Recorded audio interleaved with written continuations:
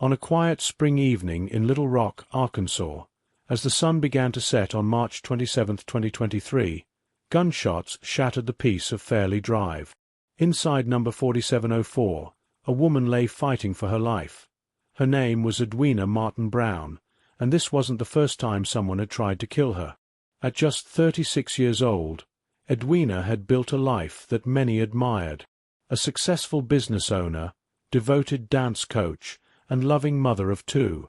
Her clothing boutique, Bodacious Beauty, was thriving. Her infectious smile and genuine warmth touched everyone she met. But behind that smile lay a story so shocking. It challenges everything we think we know about love, survival, and the human capacity for forgiveness. Because 11 years earlier, in 2012, someone had already tried to end Edwina's life. And what she did next would leave her community stunned. She married the very man accused of orchestrating her murder. Today, we'll unravel the extraordinary story of Edwina Brown, a tale that spans more than a decade and forces us to ask, what makes someone marry the person who tried to kill them? And how does such a decision ultimately lead to tragedy? If you're fascinated by stories that delve deep into human psychology and the complexities of survival, you're in the right place. Hit subscribe and join our True Crime Watch HD community as we explore cases that make us question everything we thought we knew about human nature. Edwina's story begins in Little Rock, Arkansas, where she grew up as part of a large, close-knit family. The youngest of 4 children on her maternal side and third of 9 on her paternal side, she learned early how to navigate complex relationships. Her parents, Edwin Eugene Moore Sr. and Betty Jean Martin, raised her in a household where family bonds ran deep and church was the cornerstone of daily life. At McClellan High School, Edwina showed early signs of the woman she would become. Active in Future Business Leaders of America, she combined natural entrepreneurial instincts with a performer's grace as part of the Flag Line Dancers. After graduating in 2004, she pursued higher education at the University of Arkansas, Pulaski Tech, earning her associate's degree. But it was as a mother and business owner that Edwina truly began to shine. Her clothing boutique, Bodacious Beauty, became more than just a store. It was a place where women felt empowered and beautiful. As coach of the Bejeweled dance team, she transformed young dancers into confident performers, with her own daughter serving as team captain. Yet beneath this picture of success and happiness, a darker story was unfolding. It centered around one man, Danny Maurice Brown, Jr., the father of her 2 children. Their relationship would evolve into something few could comprehend, a complex web of love, fear, and control that would ultimately lead to that fatal evening in 2023. Think about the most difficult choice you've ever had to make. Now imagine making that choice with a bullet in your chest, your boyfriend dead beside you, and your children's future hanging in the balance. That's exactly where Edwina found herself in January 2012, when 2 men emerged from the shadows at Valley Crossing Apartments, changing her life forever. Share your thoughts in the comments below. What would make someone choose to marry their attempted murderer?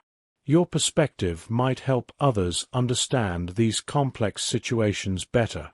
January 2012 started like any other winter month in Little Rock. But for 25-year-old Edwina Martin, it would become the turning point that changed everything. She had finally found the courage to leave Danny Brown, Jr., the father of her children, and had begun dating 22-year-old Daniel Hill. Friends would later describe how Hill brought light back into Edwina's life, supporting her dreams and treating her with a gentleness she hadn't known in years. On that fateful evening, as temperatures dropped across Little Rock, Edwina and Daniel visited her mother's apartment at Valley Crossing. The clock had just struck 8 p.m. Her mother was at work, and the complex was quiet. Too quiet, as it would turn out. Neither of them noticed the 2 figures watching from the shadows, men whose actions would set in motion a chain of events that would span more than a decade. The first gunshot shattered both the silence and any illusion of safety. 2 men, later identified as Ivor Gordon and Quinton Jones, emerged from the darkness. Their mission was clear, their targets chosen. The next few moments unfolded with brutal efficiency. Multiple shots rang out in quick succession, the muzzle flashes illuminating the horror of what was happening. Daniel Hill, just 22 years old, with his whole life ahead of him, took multiple bullets trying to shield Edwina. A final shot caught Edwina in the chest, and she collapsed beside the man who had tried to protect her. As their blood mingled on the apartment complex floor, neighbors frantically dialed 911, their shaking voices describing the chaos to emergency dispatchers. When paramedics arrived, they found a scene that would haunt them for years. Hill had sustained multiple gunshot wounds to his chest and abdomen. Edwina, though critically wounded, was still conscious, her eyes wide with shock and pain. They rushed both victims to the University of Arkansas Medical Science Center, where medical teams immediately began their desperate fight to save 2 young lives. But for Daniel Hill, it was already too late. Despite the medical team's tireless efforts, at 9:47 p.m., just hours after the attack began, Daniel Hill was pronounced dead. A young man with no enemies, no criminal record, killed simply for loving someone whose past refused to let her go. The medical examiner's report would later reveal the brutal details. 3 shots fired at point-blank range, each one capable of being fatal on its own. What the shooters didn't know, what nobody knew at first, was that this wasn't a random act of violence. Behind the scenes, a sinister plot had been unfolding for weeks. Police investigation would later reveal a series of text messages, phone calls, and money transfers that painted a chilling picture of premeditation. Danny Brown, Jr., unable to accept Edwina's new relationship, had orchestrated every detail of the attack. The price for taking a life and destroying another? Just $5,000, split between Gordon and Jones. But the most disturbing detail emerged during the investigation. Brown had specifically instructed the hitmen to kill Hill, but only wound Edwina. This calculated decision revealed his true intention, not just to eliminate his rival, but to regain control over Edwina's life. Brown's plan was more sophisticated than anyone initially realized. He had provided the hitmen with detailed information, the layout of Valley Crossing apartments, Edwina's schedule, and when she would likely be visiting her mother with Hill. He had chosen a time when her mother would be at work, minimizing potential witnesses. Every detail was carefully considered, every angle calculated.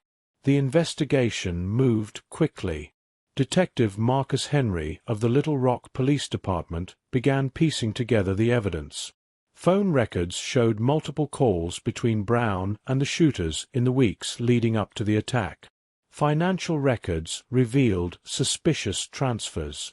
Witnesses came forward, describing meetings between Brown and the 2 men at various locations around Little Rock. But what happened next would stun even the most seasoned investigators. Just 14 days after the shooting, while still recovering from her wounds, Edwina made a decision that defied all logic and understanding.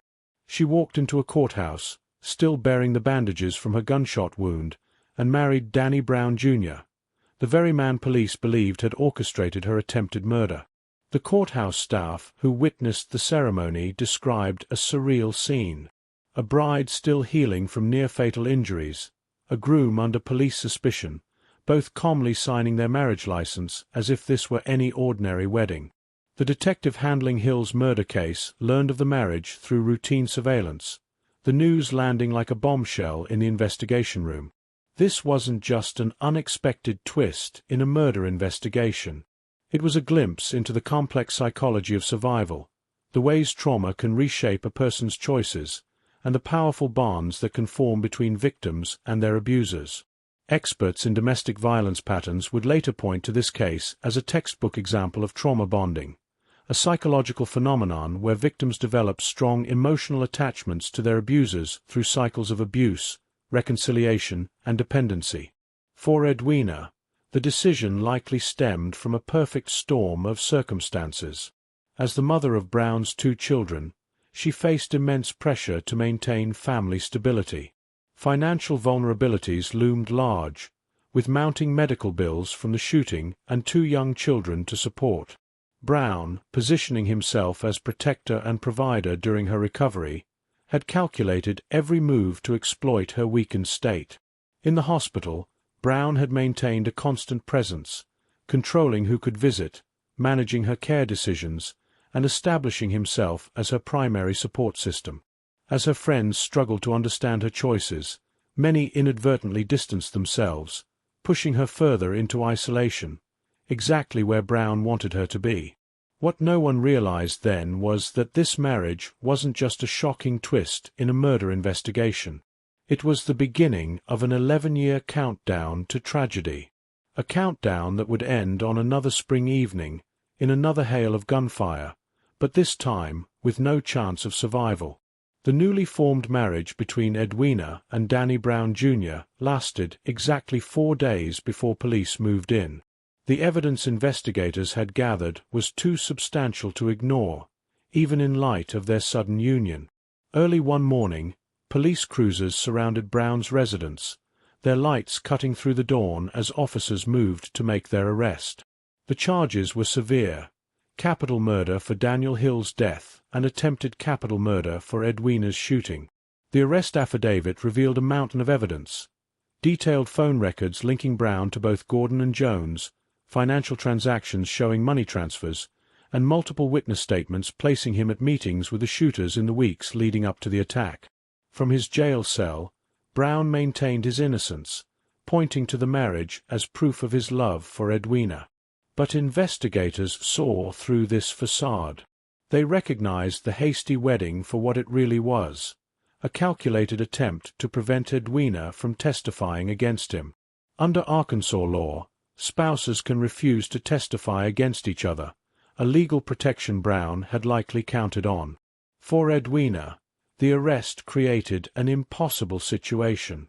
She found herself married to a man sitting in jail for allegedly trying to kill her, while still healing from wounds he was accused of orchestrating. Her children's father faced life in prison, or worse, the death penalty.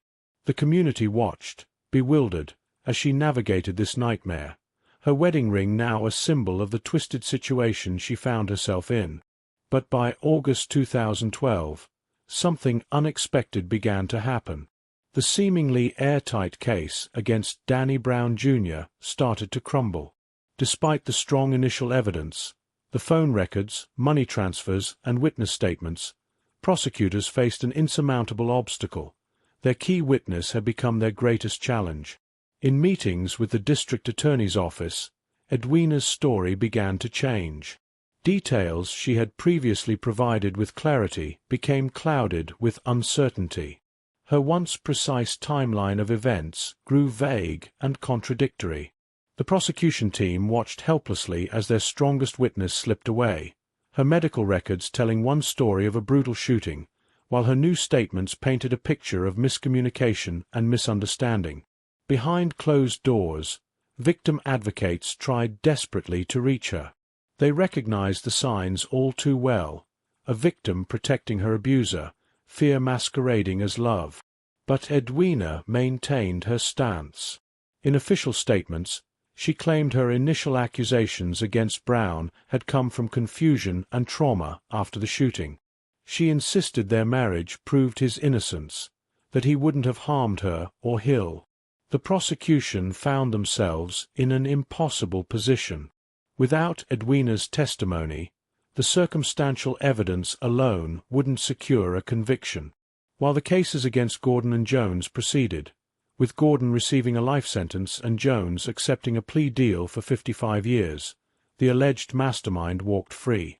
The charges against Brown had to be dropped, marking a frustrating end to months of investigative work. What followed was a carefully crafted narrative of family restoration. From 2012 to 2023, Edwina and Danny Brown Jr. filled their social media accounts with carefully chosen moments: family gatherings, dance recitals, business celebrations. Edwina's bodacious beauty boutique flourished, with Brown often photographed at store events, playing the role of the supportive husband. But those closest to Edwina noticed subtle changes. Her once frequent gatherings with friends became rare. Phone calls grew shorter, often ending abruptly if Brown entered the room. Her vibrant personality seemed muted in his presence, her natural warmth dimming when he was near. While she maintained her public roles, mother, business owner, dance coach, something had shifted. The woman who once lit up rooms with her smile now seemed to calculate every word, every move, every decision. Neighbors reported frequent arguments echoing from their Fairley Drive home.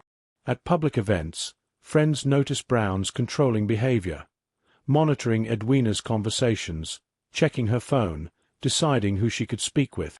Her once independent business decisions now required his approval. Even more telling were her brief disappearances from social media, followed by returns with posts about working through challenges and staying strong in faith. For 11 years, this facade held. But beneath the surface, pressure was building. Each success Edwina achieved came with increased control from Brown, masked as support. Each step toward independence met with tighter restrictions, disguised as protection. The cycle continued, growing more intense with each turn, until early March 2023, when something began to change. If you're finding yourself drawn into this incredible story of survival, control, and ultimately tragedy, take a moment to join our True Crime Watch HD community. Hit that subscribe button to ensure you never miss our in-depth investigations into cases that challenge our understanding of human nature. Your support helps us continue sharing these important stories that need to be told. Because what happened next would shock the entire Little Rock community, as Edwina's final attempts at freedom would collide with the dark patterns that had controlled her life for over a decade. The countdown to tragedy had begun, and no one could stop what was coming. In early March 2023, subtle changes in Edwina's behavior caught the attention of those closest to her. During her lunch breaks at Blue Cross Blue Shield, where she had worked since 2020, she began making careful phone calls to domestic violence resources. Her sister noticed clothes mysteriously disappearing from her closet, not enough to raise immediate alarm, but sufficient to suggest an escape plan in the making. At dance practice, where she continued coaching the Bejeweled dance team, Edwina confided in another coach about feeling unsafe at home. These weren't just casual comments. They were breadcrumbs marking a path toward freedom that she had begun to envision. But with each step toward independence, the tension at home grew palpably thicker. The week before March 27th, Edwina took several significant steps that wouldn't be fully understood until after tragedy struck. She opened a separate bank account, a simple act for most, but a monumental declaration of independence in her situation. Brown discovered this through their shared phone plans notifications, a detail that would later prove crucial to investigators' understanding of what followed. She spoke with her children about staying with their aunt temporarily, framing it as a casual visit rather than the escape plan it truly was. On social media, her patterns shifted subtly but significantly. She removed Brown from several photos, stopped sharing their location on posts, and began posting more independent content focused on her business and dance team. Perhaps most telling was a phone call to her mother, asking to store important documents at her house. This wasn't just about paperwork. It was about securing her identity, her freedom, her future. She had begun researching divorce lawyers, carefully clearing her browser history after each search, but leaving digital footprints that investigators would later uncover. Neighbors on Fairley Drive reported increased activity at unusual hours. Brown's car was seen circling the block multiple times, particularly in the early morning hours. Security cameras from nearby homes captured him arriving and leaving at odd intervals, suggesting he had begun monitoring Edwina's movements more closely than ever. March 27, 2023, began as any other Monday. Edwina arrived at her job at Blue Cross Blue Shield, handled customer service calls with her characteristic professionalism, and shared lunch with colleagues. Security cameras caught her final exit from the building at 3:30 p.m. She texted her daughter about dinner plans, a normal exchange between mother and child that would later become evidence in a murder investigation. At 4 p.m., the quiet afternoon air on Fairley Drive was shattered by gunshots. Unlike the 2012 attack, where Brown had hired others to do his bidding, this time he allegedly confronted Edwina directly. Multiple gunshots rang out inside their home, each one echoing through the neighborhood, each one marking another moment in what investigators would later describe as a premeditated act of final control. A neighbor's security camera captured Brown's car leaving the scene minutes later, driving at high speed. Inside the home, Edwina lay critically wounded in their living room. Her phone was found just inches from her outstretched hand, the screen displaying an unfinished 911 call, a final, desperate attempt to save her own life. Emergency responders found her fighting for life, but this time her injuries proved too severe. At the University of Arkansas Medical Science Center, the same hospital where she had survived her first shooting 11 years earlier, doctors pronounced her dead at 5:17 p.m.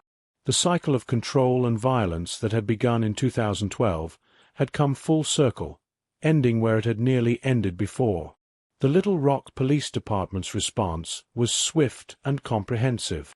Inside the home, detectives found evidence of a confrontation: overturned furniture in the living room, Edwina's broken phone, and shell casings scattered across the floor. But it was what they found in her personal belongings that told the true story of her final days. A notepad discovered in her purse contained a list of domestic violence hotlines and shelter addresses. Her work computer revealed searches for divorce lawyers and women's shelters, dating back several weeks. Text messages to her sister expressed growing fear about Brown's increasingly controlling behavior. Each piece of evidence painted a picture of a woman who had finally decided to break free, only to have that decision cost her her life. Brown's vehicle, found abandoned at his brother's house, yielded crucial evidence: the suspected murder weapon and Edwina's purse, still containing her work ID. But Brown himself was nowhere to be found. For 21 days, he managed to evade capture, triggering a multi-state manhunt that would eventually lead authorities to Memphis, Tennessee. Inside the motel room where U.S. Marshals finally located him on April 17, 2023, they found evidence of his planned escape: a packed bag, fake ID, and over $3,000 in cash. The man who had controlled every aspect of Edwina's life for over a decade was preparing to disappear, leaving behind a community shattered by loss and a family desperate for answers. The prosecutor's office didn't hesitate this time.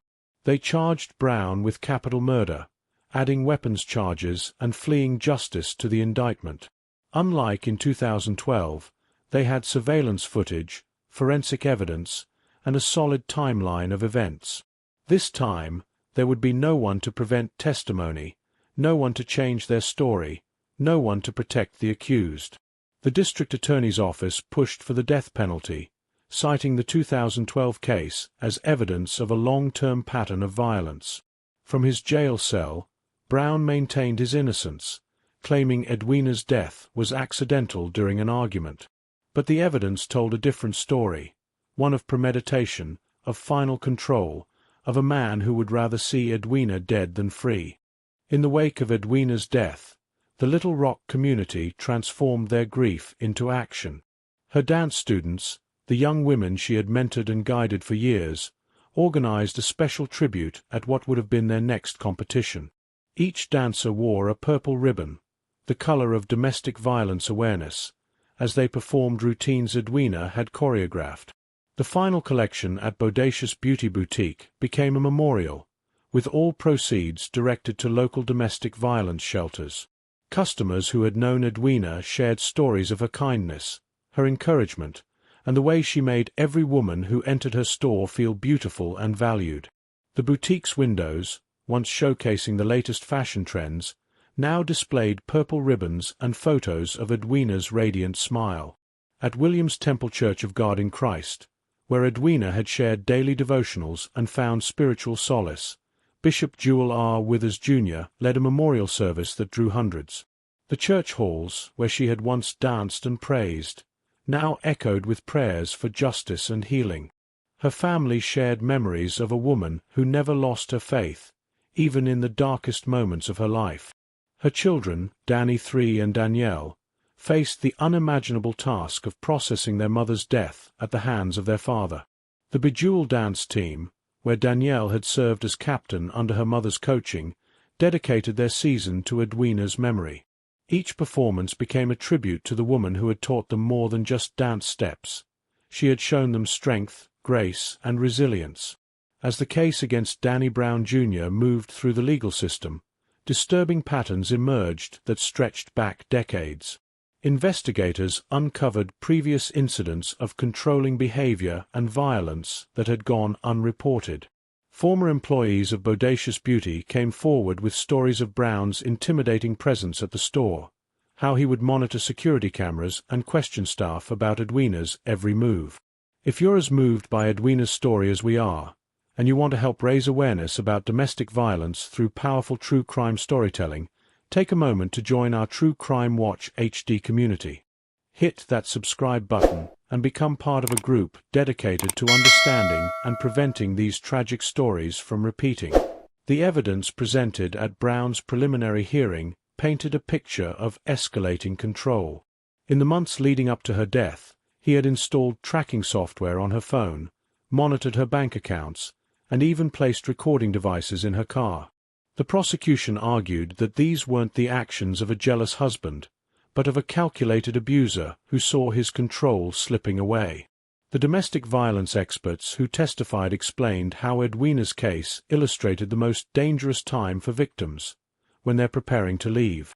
Her careful preparations, the separate bank account, the hidden documents, the quiet calls to shelters, all represented classic steps taken by someone planning their escape. But these same steps, meant to lead to freedom, had ultimately triggered the violent response they were meant to avoid. The impact of Edwina's death rippled through the Little Rock community, sparking conversations about domestic violence that many had been hesitant to have. Local organizations reported an increase in calls to domestic violence hotlines, as other women recognized their own situations in Edwina's story. Her death became a catalyst for change, pushing community leaders to expand resources for domestic violence survivors. Blue Cross Blue Shield, where Edwina had worked, implemented new policies to support employees experiencing domestic violence. They established a partnership with local shelters and created a special leave policy for employees seeking to escape abusive situations. Her legacy lived on in these concrete changes, potentially saving lives she would never know. The tragic irony of Edwina's story lies in its dual nature, a tale of both survival and loss. For 11 years, she had survived the unthinkable, rebuilding her life after the first attempt on her life, maintaining her faith, raising her children, and building a successful business. She had found the strength to plan her escape, to imagine a life free from control and fear. But in the end, the very system that had failed to protect her in 2012 couldn't save her in 2023. As Danny Brown Jr. awaits trial, facing the possibility of the death penalty, the questions raised by Edwina's story continue to haunt those who knew her. Could more have been done? Were there signs that everyone missed? How can we prevent other stories like hers? Perhaps the most powerful legacy of Edwina Martin Brown lies not just in the changes her death inspired, but in the way her story forces us to confront uncomfortable truths about domestic violence, about the complexity of survival, and about the systems that too often fail to protect those most vulnerable. Her daughter Danielle, speaking at a domestic violence awareness event 6 months after her mother's death, captured it best. My mother's smile lit up rooms, her love touched countless lives, and her courage, even in her final days, continues to inspire change. She may have left us too soon, but her impact will be felt forever. For those currently in situations similar to Edwina's, remember that help is available. The National Domestic Violence Hotline operates 24/7, and local resources exist in every community. Sometimes, the first step toward freedom is simply reaching out. And for those of us who hear these stories, let Edwina's memory be a call to action. To speak up, to reach out, to make sure that no one else has to choose between survival and freedom. This has been True Crime Watch HD. Remember, sharing these stories isn't just about true crime. It's about understanding, prevention, and hope for change. Until next time, stay safe, stay aware, and keep watching.